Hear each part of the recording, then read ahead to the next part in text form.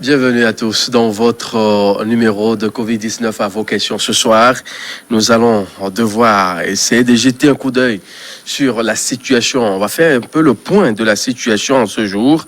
Et comme invité au plateau, docteur commandant Apelete Yawak Bobli. Il est le directeur général du CHU Campus. Bonsoir. Bonsoir. Commandant, merci d'honorer une fois encore notre plateau. Merci. Alors, on va essayer de jeter un coup d'œil sur les chiffres à travers le temps. Nous étions le 6 mars dernier quand le Togo a découvert son premier cas qui était annoncé en pompe. On a vu le Premier ministre, la représentante résidente de l'OMS au Togo, tout le staff était là. On avait annoncé timidement. C'était parti à 5-10. Aujourd'hui, c'est autour de 400 et quelques cas actifs. Quand on essaie d'analyser un peu les chiffres, petit à petit, c'est dans l'ordre normal. Oui, il faut le dire ainsi, lorsque nous jetons un regard rétrospectif. En mars, nous étions au tout premier cas, exactement le 5 mars. Et durant ce mois, c'est un cas, 2 cas. Vous avez des jours où il n'y a rien. Mais on se rend compte que ces derniers temps-ci, nous avons en moyenne 15 cas par jour notifiés. Et au début, qu'est-ce qui avait été constaté? C'était une maladie de voyageurs. Donc les cas notifiés au début, c'était essentiellement des cas importés. Oui. Et les dispositions avaient été prises. C'est ce qui avait justifié la fermeture de frontières, un certain nombre de mouvements, de mesures en matière de restriction de mouvement. Mais nous sommes aujourd'hui à des situations où on a facilement une dizaine de cas par jour, voire une quinzaine de cas. Et ceci, c'est naturellement le cours normal d'évolution de l'affection, ou du moins de l'épidémie au Togo, où nous sommes en train d'assister à une phase de transmission de la maladie dans la communauté, une phase communautaire. Et ceci suggère un certain nombre de dispositions. Je crois que nous allons en parler beaucoup plus en détail au cours de l'émission. Voilà schématiquement comment il faut voir la situation. On est parti des cas importés. Maintenant, on est dans la phase de transmission communautaire de la maladie. Où ça signifie que le virus est dans la communauté. Ce n'est plus lié aux voyageurs. La hantise maintenant, c'est mon frère qui est à côté, c'est mon voisin. Voilà comment ça se présente schématiquement. Parfaitement. On sait aujourd'hui que la contamination, c'est beaucoup plus dans la communauté. Et chaque jour, on dénombre une dizaine de cas, une quinzaine, voire une vingtaine. Quand on analyse les chiffres, on se demande qu'est-ce qui n'a pas marché entre-temps. Il y a la sensibilisation sur les gestes ou les mesures barrières. Pourtant, on ne continue pas à avoir de ces cas-là. Comment est-ce qu'on peut expliquer cela? Dire que la sensibilisation n'a pas marché, on peut se tromper. On ne continue pas à sensibiliser, on ne continue pas à adapter la communication. Mais c'est une maladie qui a cette particularité en termes de transmission. Vous avez, sur la majorité des cas que nous avons eu à notifier, la plupart, c'est des sujets qui ne présentent aucun signe.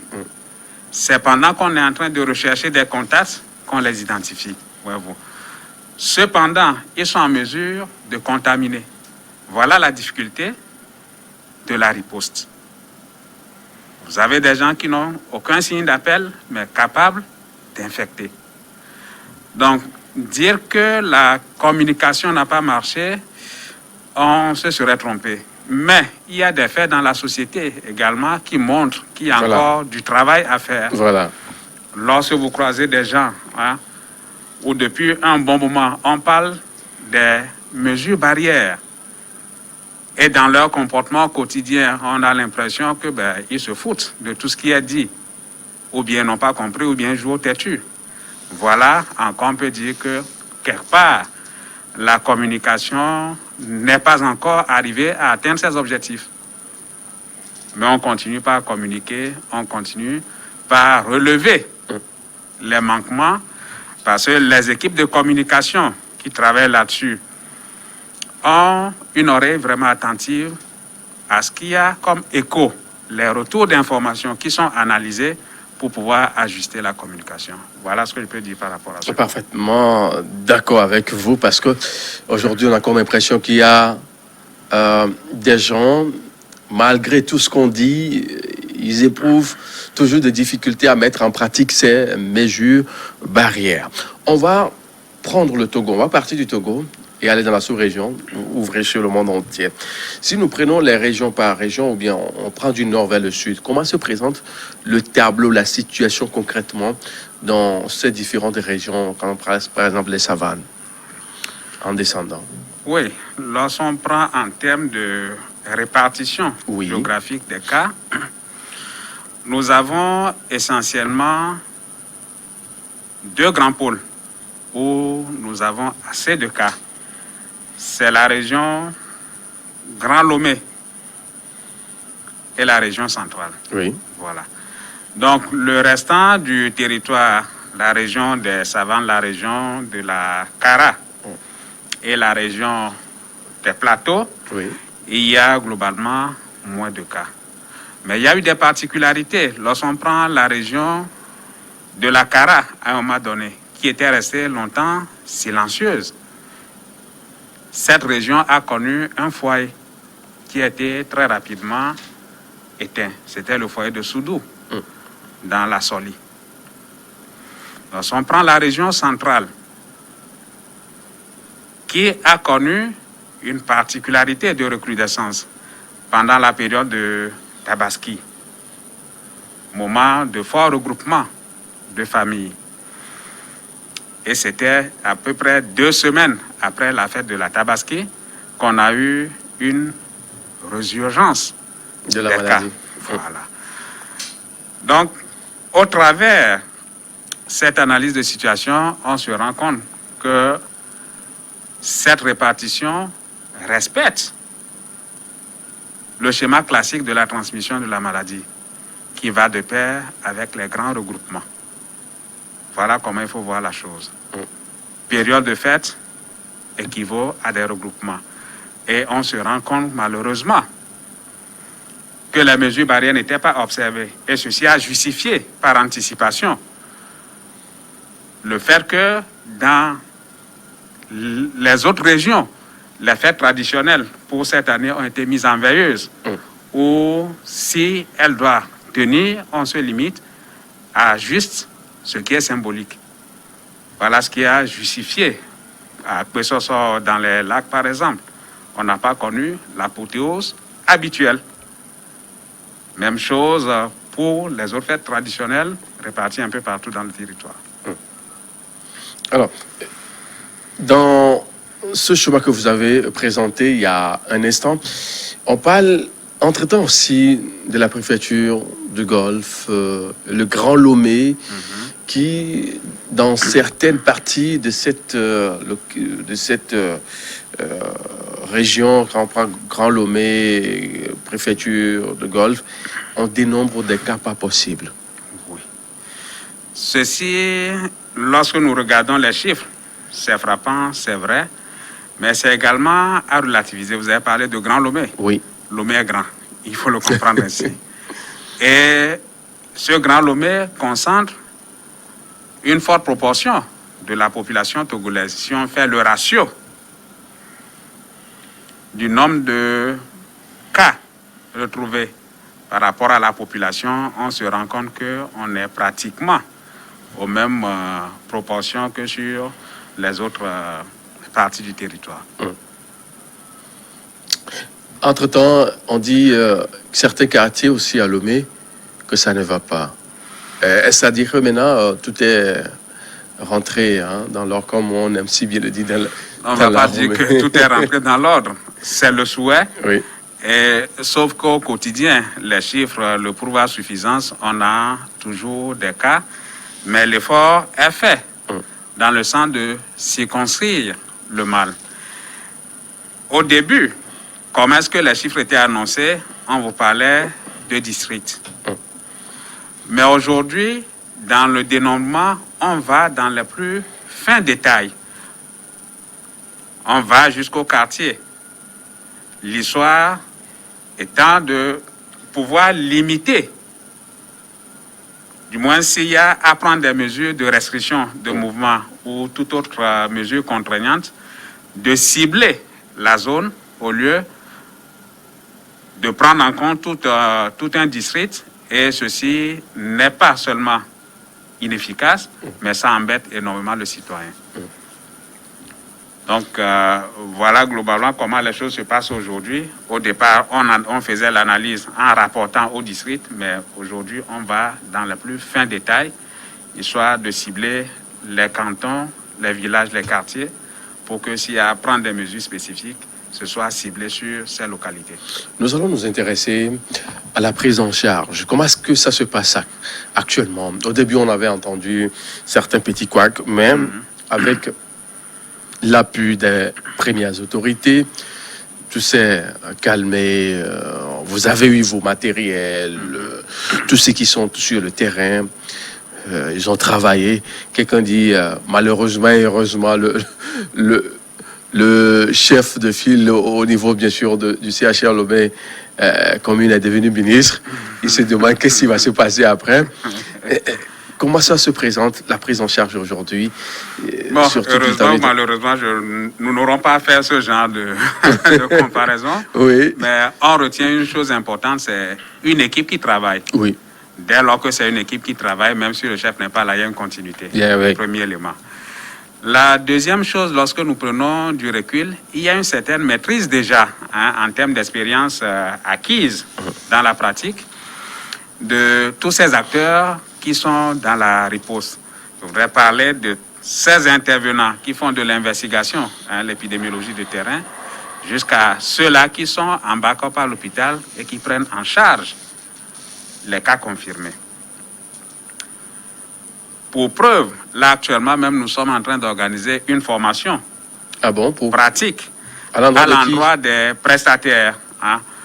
Et qui sont ces formateurs? C'est justement le personnel du CHR Lomé Commune, qui est l'épicentre de la prise en charge, il faut le dire ainsi, où nous sommes en train de faire un partage d'expérience. On n'est pas allé chercher loin. Il y a déjà du capital en termes de maîtrise de la gestion de la COVID. Pour en venir à la prise en charge, comment ça se fait concrètement? Le schéma est celui-ci. Nous avons grosso modo des sujets infectés qui ne présentent pas de signes, c'est ceux qu'on appelle les asymptomatiques, et ceux qui en présentent les symptomatiques. Ceux qui présentent des signes et qui ont besoin d'un suivi médical renforcé, on les met en milieu de soins, donc c'est à l'hôpital. Ceci est valable aussi bien pour Lomé que l'intérieur du pays. Ceux qui ne présentent pas de signes, qu'on va appeler les asymptomatiques, sont mis en milieu non hospitalier, donc ça peut être des hôtels ou bien des résidences. L'idée étant d'éviter qu'ils soient en contact avec d'autres personnes qui peuvent facilement contaminer. Et il y a un protocole de soins. Pour le moment, c'est l'association azithromycine, hydroxychloroquine, qui est donnée systématiquement à tous ces patients, sauf ceux qui en sont allergiques. Et associé à ça, on fait la prise en charge globale du patient. Donc, la première combinaison que j'ai citée, elle est ciblée sur COVID. Cependant, un malade, il vient avec d'autres affections. Donc, on ne méconnaît pas ces autres affections que nous allons appeler facteurs de risque qui sont prises en charge globalement. Donc, pour ceux qui traînent d'autres pathologies, la prise en charge se fait d'une façon holistique. Holistique, tout à fait. Parce qu'entre-temps, il y a certaines informations qui avaient circulé, c'est là que il sera demandé par après aux patients testés Covid qui ont d'autres pathologies de contribuer un peu pour la prise en charge, ce qui m'a amené à vous poser cette question-là. Pour le moment, il n'y a pas de contribution qui soit demandée, mais la prise en charge, elle est holistique. L'État met les moyens. Dire qu'il y aura besoin de demander une contribution, à mon avis, je ne trouve pas ça anormal. Oui. La prise en charge a un coût. Mais si on est encore resté dans le schéma de gratuité, il y a des raisons qui militent en faveur de ça. Si le coût va constituer un frein, on va se rendre compte qu'on va se retrouver dans ce schéma où on aura d'authentiques patients qui vont se tapir dans l'ombre. Ils ne vont pas sortir pour se faire prendre en charge. Voilà. Donc il y a tous ces éléments qu'il faut Voilà certains soucis qu'on va avoir peut-être. Hein. Les gens vont dire, mais quand je vais aller là-bas et puis aller payer encore, quand je me débrouille peut-être avec mes petites choses là, c'est mieux que de se faire...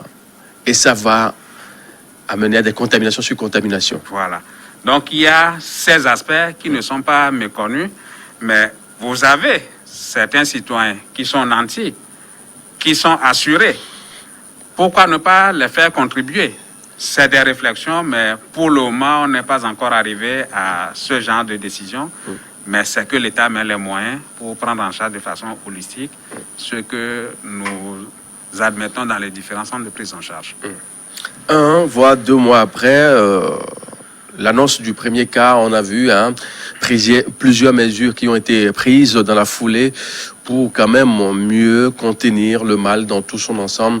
On parlait entre-temps d'une délocalisation d'une partie de l'INH, l'Institut national d'hygiène, au nord du pays, à Kara.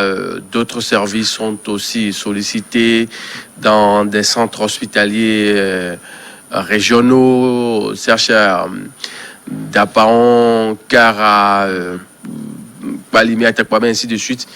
Est-ce que tout ça la continue aujourd'hui où on a mis... On n'a pas mis de frein. Hein. L'idée, justement, en matière de cette riposte, c'est de rapprocher les soins des patients et faciliter également le diagnostic. Aujourd'hui, dans presque toutes les préfectures du Togo, on fait la prise en charge des cas Covid.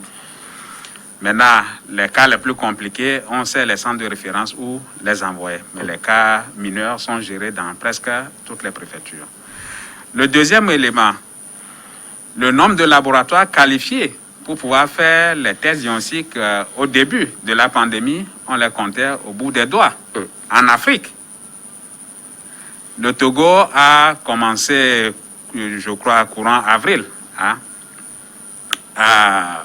par la formation du personnel de l'INH où on a mis du matériel.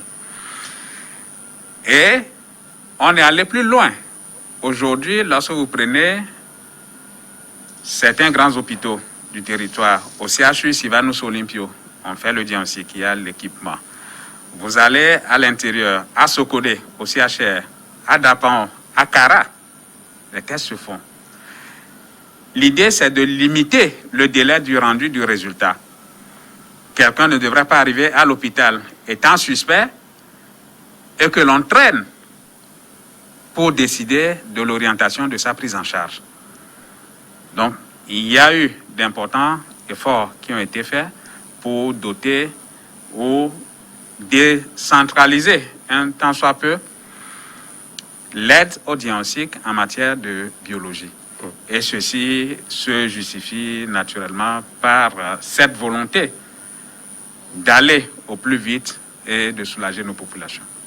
Il faut aller au plus vite et soulager les populations. Est-ce qu'aujourd'hui, pour celui-là qui peut-être est testé ou bien qui ont des signes annonciateurs, bien sûr, de ce mal, du siècle, si on peut se permettre de le dire ainsi, s'il est testé dans les minutes qui suivent, est-ce qu'il peut avoir accès à ces résultats en toute quiétude et cela s'avérait efficace ou comment? Oui. Lorsque nous prenons le maillage territorial, il y a l'Institut d'hygiène de Lomé et sa branche de Kara où on fait la PCR. Les résultats sont rendus dans un délai de 24 heures, globalement. Et lorsque je prends le CHU Sylvanus Olympio, le CHR Sokodé, le CHR d'Apaon, on a mis des équipements qui permettent d'obtenir des résultats beaucoup plus précocement. Dans les 2-3 heures, on a les résultats. L'idée avec ces tests que nous allons appeler tests rapides, c'est de ne pas traîner dans la prise en charge. Imaginez que quelqu'un soit arrivé comme cas suspect. On a prélevé et il faut attendre 24 heures pour avancer. N'oublions pas que ce sont des hommes qui soignent, qui ont une certaine hantise également, qui ne vont pas facilement aborder dans certains cas.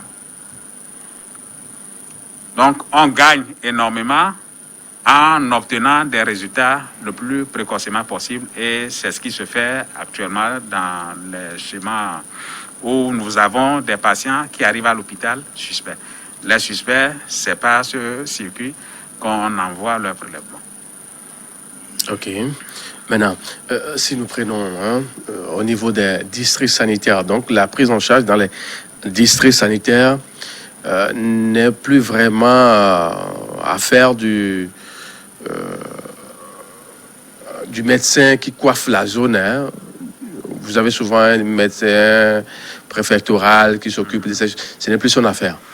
C'est sous sa responsabilité, puisque le territoire est découpé. Vous êtes passé de 44 maintenant à 39. À 39 en aire sanitaire pour pouvoir l'arrimer au découpage territorial en conformité avec ce qui s'est passé à l'administration territoriale.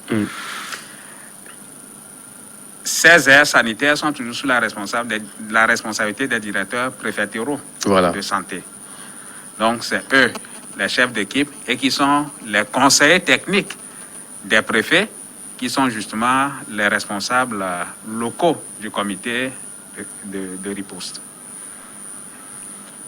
Donc, sous ces responsables techniques, il y a des acteurs, des médecins, des infirmiers qui sont constitués en équipe. On a ce qu'on appelle les équipes d'intervention rapide. Lorsqu'il y a une suspicion, c'est eux qui interviennent pour pouvoir faire les prélèvements, faire les investigations. Et à côté, il y a des équipes de soins. Le temps d'avoir le résultat, et lorsque le résultat est confirmé, c'est toujours les mêmes acteurs qui continuent la prise en charge sur le plan médical.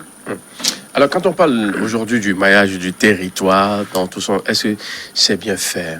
Donc, on pense que, bon, on n'arrive pas vraiment à cibler certaines zones pour pouvoir. Quand on dit chaque soir sur 800 testés, on a détecté 10 positifs, c'est comme si les zones n'ont pas été bien ciblées en quelque sorte.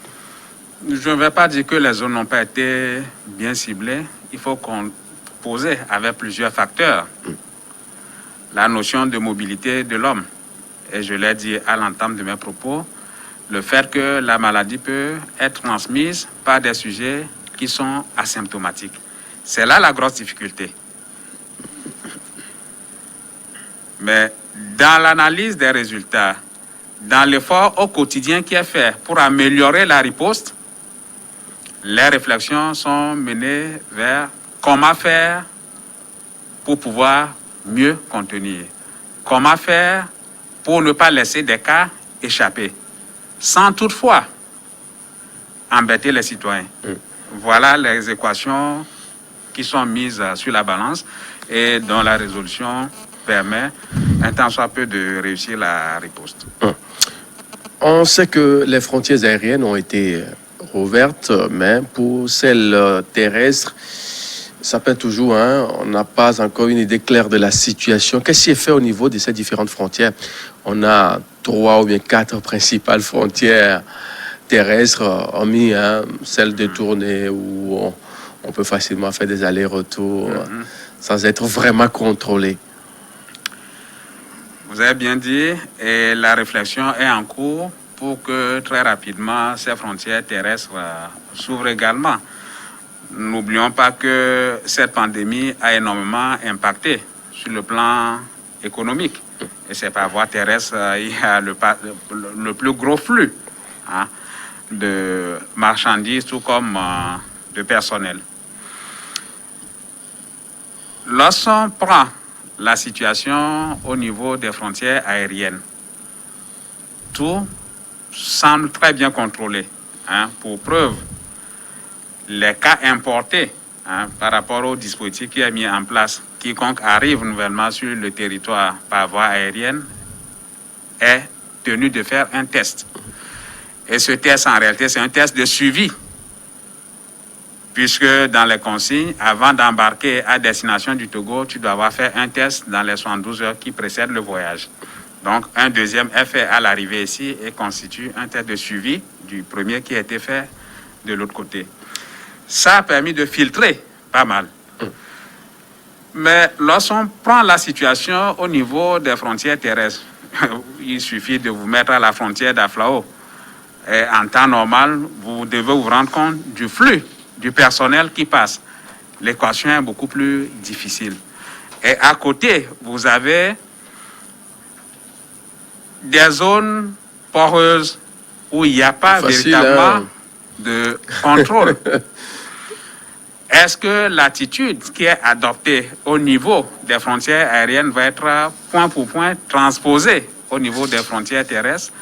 Je ne pense pas, mais il y a un certain nombre de mesures, un certain nombre de dispositions qui sont en train d'être prises pour que très prochainement ces frontières s'ouvrent et que ces ouvertures ne constituent pas une occasion de flamber, mais qu'on soit en mesure de contenir un tant soit peu.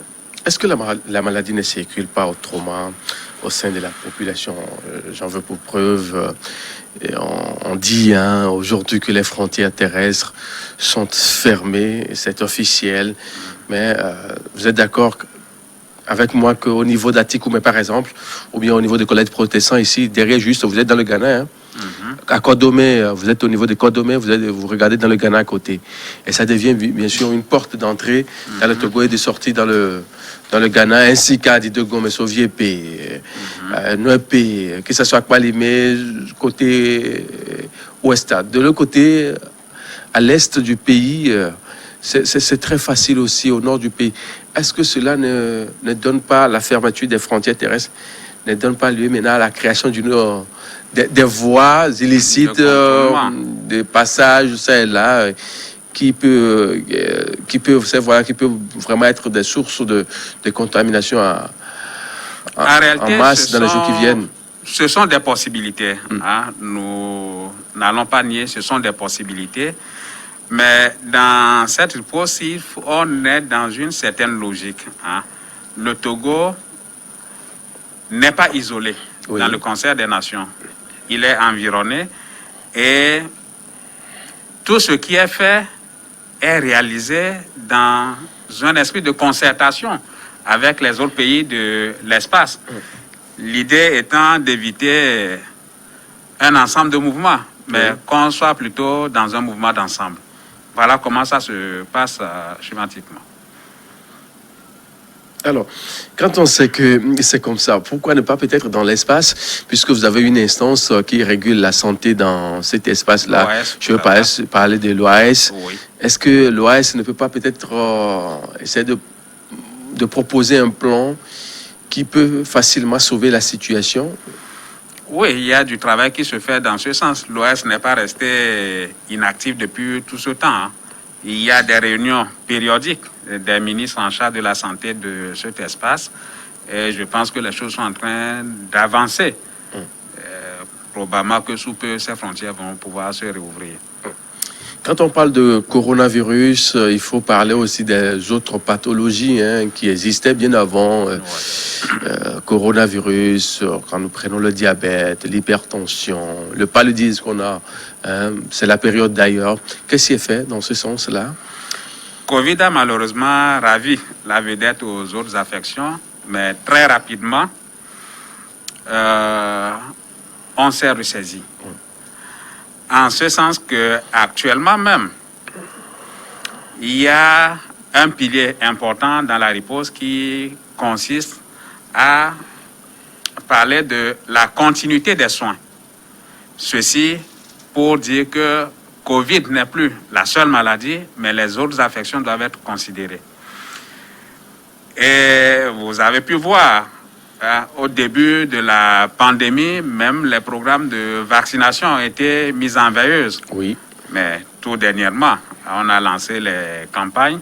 Donc, c'est dire que les autres affections ne sont pas négligées et que les programmes nationaux dédiés à la prise en charge de ces affections continuent par rouler. Et au niveau des hôpitaux, lorsque nous parlons de l'opérationnel, les efforts sont faits dans le sens que la prise en charge ne soit pas seulement réservée à Covid. D'ailleurs, dans le schéma de prise en charge, il y a des structures dédiées à la prise en charge de Covid et le restant des formations sanitaires s'occupent de leur mission régalienne. On a pu noter qu'au début de la pandémie, les hôpitaux ont perdu en fréquentation. Mais ces temps-ci, de plus en plus, les citoyens reprennent confiance et viennent dans les hôpitaux pour se faire prendre en charge. Et c'est par ce biais même que les dépistages de cas positifs en milieu hospitalier augmentent. J'en tiens pour preuve, lorsque je prends le CHU Campus que je connais le mieux,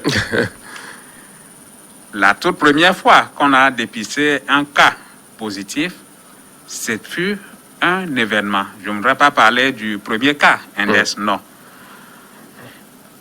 En dehors de cette prise en charge, la toute première fois où on a posé le diagnostic dans cet hôpital, ce fut un événement. Il y avait eu de la panique du personnel, mais aujourd'hui, ce n'est plus la même situation. Le personnel est beaucoup plus serein, où on arrive sur la base des signes d'appel à identifier qui est suspect de Covid, le tester rapidement sans que personne ne soit exposé. Et ceci signifie également qu'il y a d'importants efforts qui sont faits dans le sens de la protection du personnel. Ceci n'exclut pas le fait que lorsque vous suivez l'analyse de la situation du personnel infecté, on a de plus en plus de cas, ce qui est tout simplement symptomatique de ceci.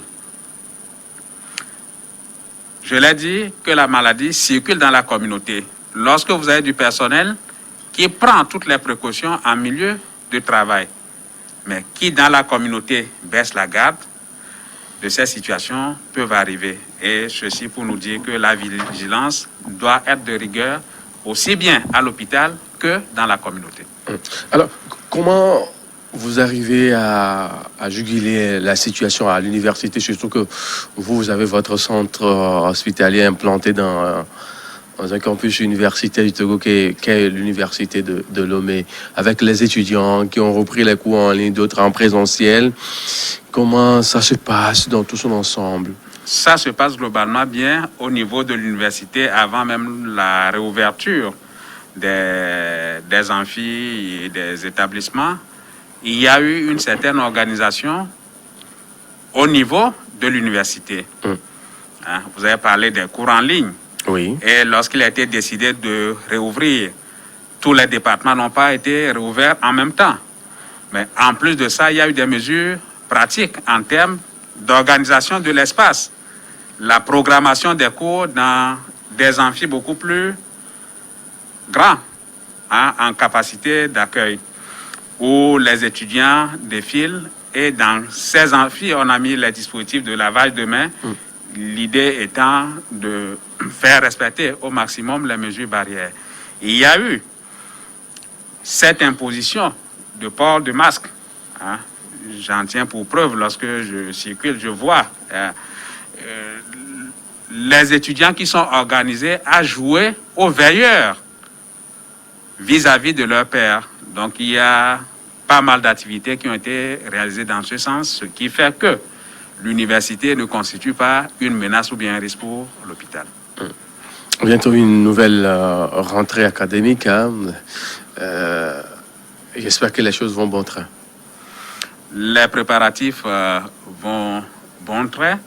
Et j'avoue que la première phase d'essai où on a expérimenté les cours à distance, je crois qu'il y a pas mal de choses qui ont été capitalisées.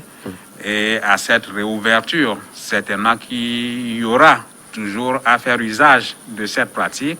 Et associé à ça, ce qui ne peut pas se faire à distance va être organisé en présentiel de façon à minimiser les risques. Lorsque je prends la formation des médecins, c'est pratiquement 60% de pratique et 40% de théorie. On ne peut pas former un médecin à distance. Donc, on va pouvoir coupler toutes ces mesures-là pour faire au mieux. Parfait.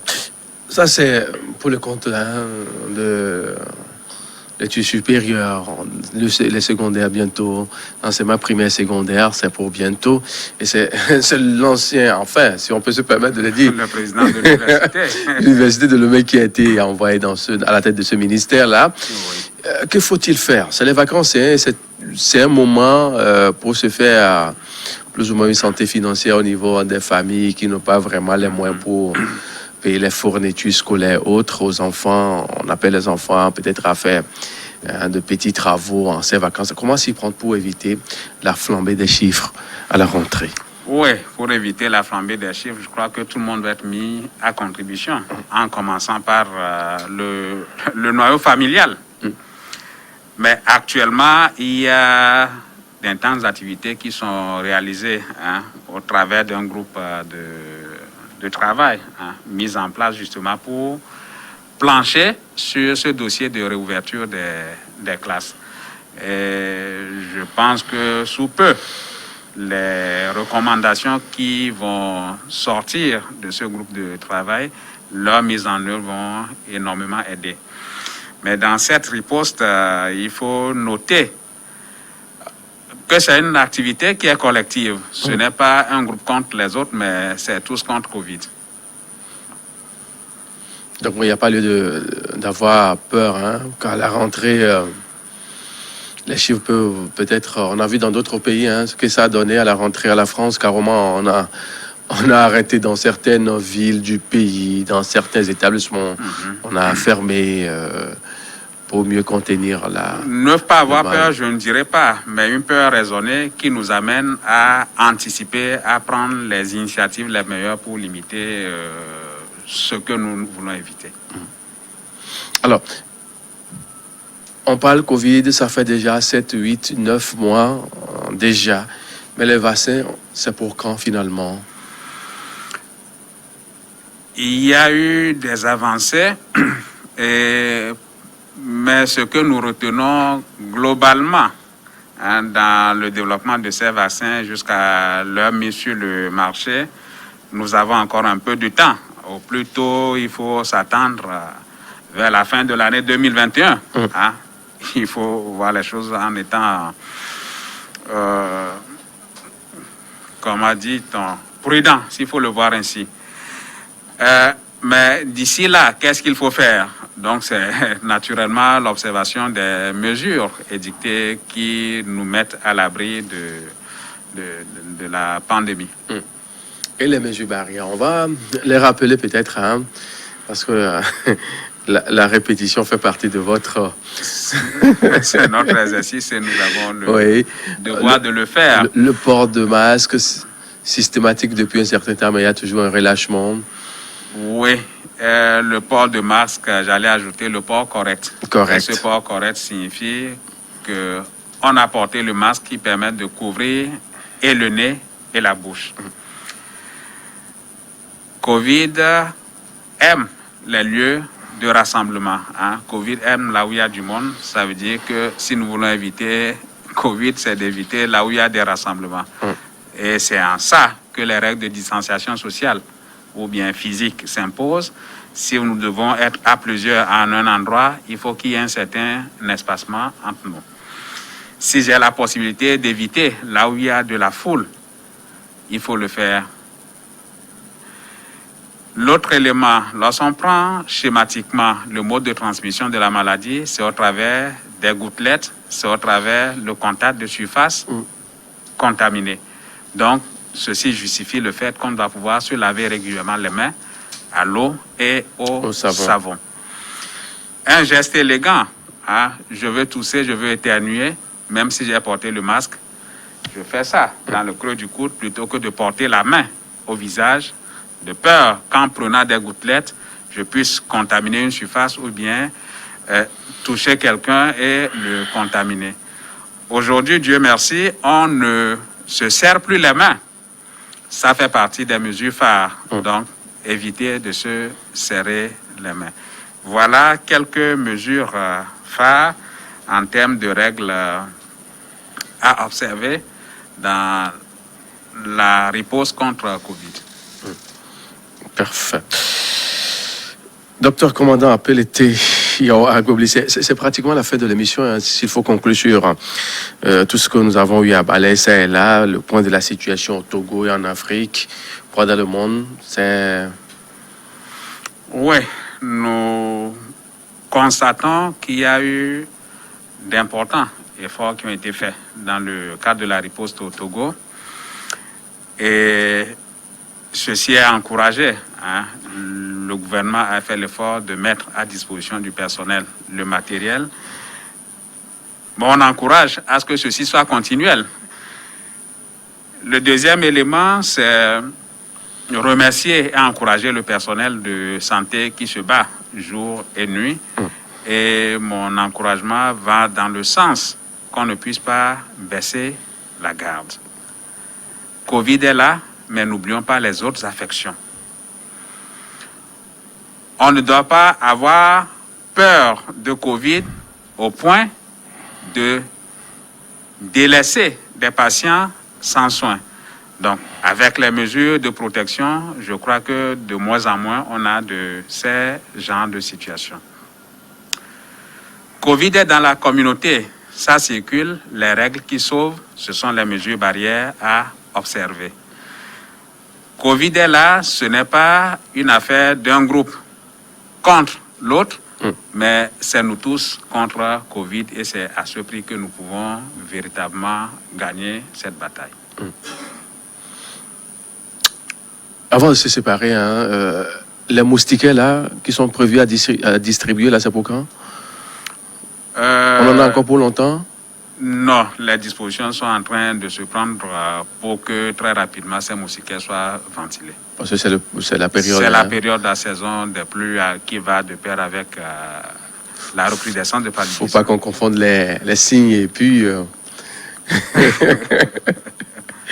Merci, docteur, commandant. C'est moi qui vous remercie. Appelé Yao Agbobli.